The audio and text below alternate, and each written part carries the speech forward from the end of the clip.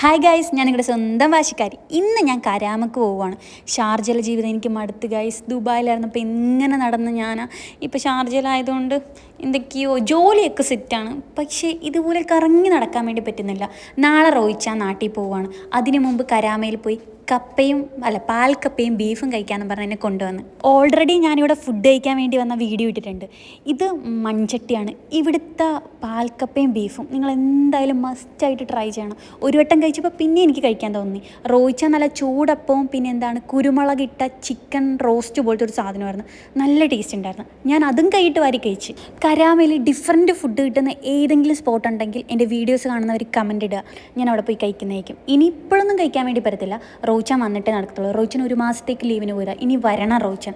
എന്നാൽ മാത്രമേ എനിക്ക് ഇതേമാതിരിയുള്ള ഫുഡ് കഴിക്കാൻ വേണ്ടി എക്സ്പ്ലോർ ചെയ്യാൻ വേണ്ടി ഇറങ്ങാൻ പറ്റും. അപ്പോൾ പാൽക്കപ്പയും ബീഫും ഇഷ്ടമുള്ളവർ ഓടിപ്പോയി കഴിച്ചോ. അപ്പോൾ അടുത്തൊരു വീഡിയോ ഇട്ട് വരെ ബൈ, ടാറ്റാ, സീ യു.